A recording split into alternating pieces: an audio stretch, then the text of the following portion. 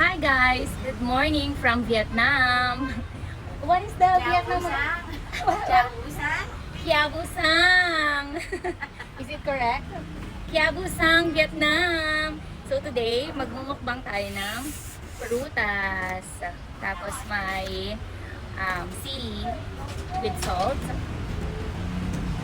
What is bon appetit or eat well? Well. Vietnam hả? Mm-hmm. Bưởi. Boy. Bưởi. Boy. Lang lao. What is lang lao? Bưởi. Healthy. What is healthy? Philippines là cái gì? Yes, Filipina. Philippines là long lậu.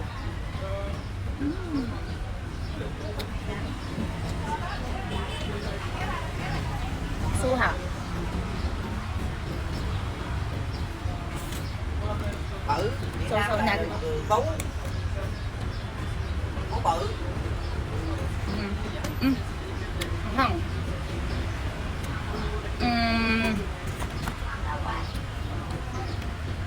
Mango. Xoài. Ang sarap, guys. Parang may milk. Parang may milk yung ano nila dito. Tapos ang lalaki ng mga manga.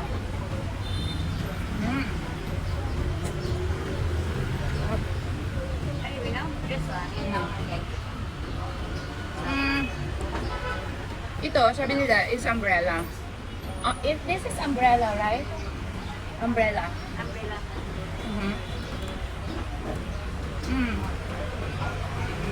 Medyo maasim.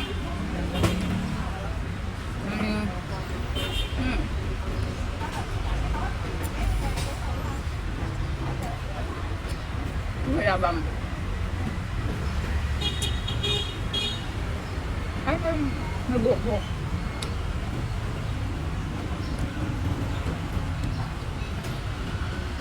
Umbrella. Sarap siya. Ang mga lasa nitong prutas. Parang siyang hinog na guava. Correct me if I'm wrong. Pero, first time ko ito natikman. Sobrang sarap. Parang guava na mangga. Ganun, yung lasa. Ewan ko. I'm not sure.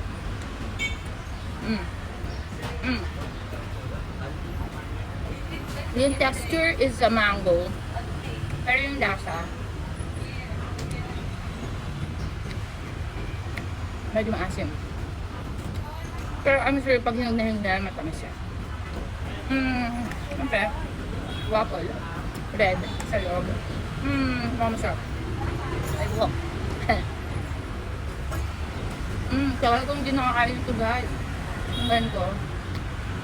Waffle tawag dito eh. Guava. Oh, okay. Oh.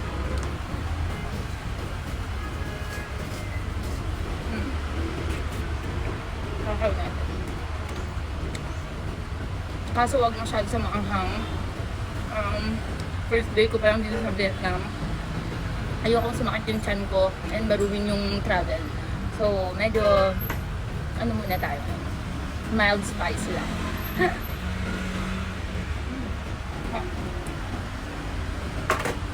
Tignan nyo guys.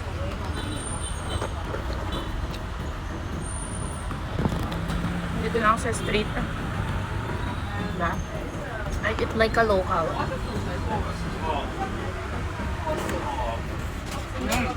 Yan. Ito, ano ito? What do you call this? This one? Huh? Lum. Lum. Lum? Dấu. Huh? Dấu. Yo?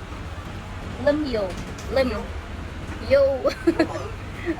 Lum daw, lum. Yung ganito, may ganito sa atin eh. Ano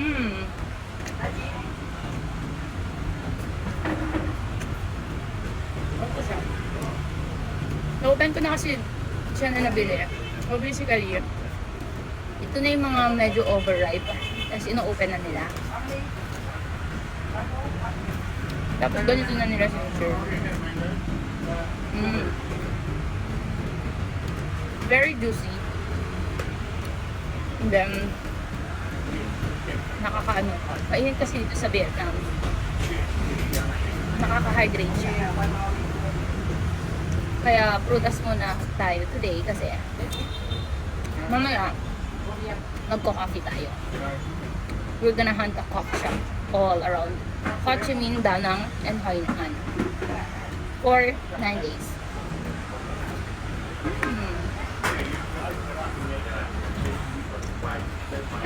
And by the way, ang daming tourists dito.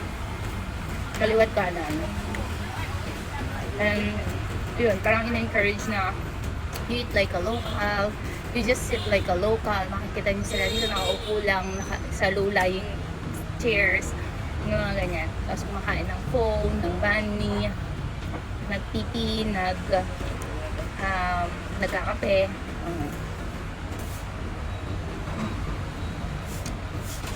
Oh.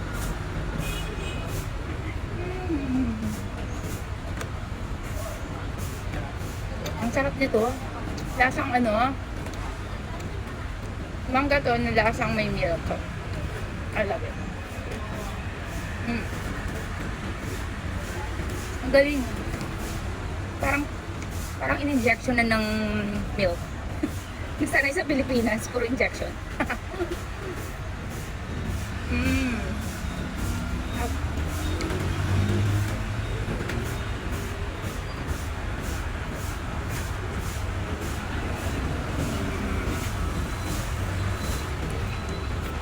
Sana pinanghuli ko lang.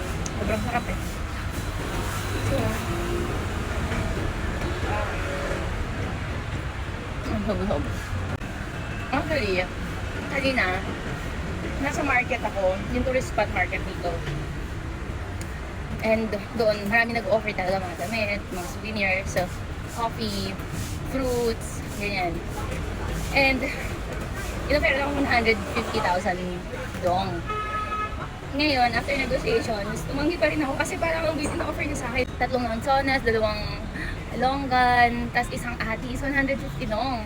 So ngayon, nung paglabas ko ng market, just few seconds, nakakita ako nito, ito, sa labas ng market. Pagtingin ko, nasa 50 Vietnamese dong lang. So yan, nakatipid pa ako from 150 to 50. Tapos mas marami pa to. Kanina nakita nyo naman, gabundok siya. Diba? Kasi alam ko na tourist spot yun na market dito. And I know that they're offering expensive talaga para sa mga tourists. So yun. Cheers!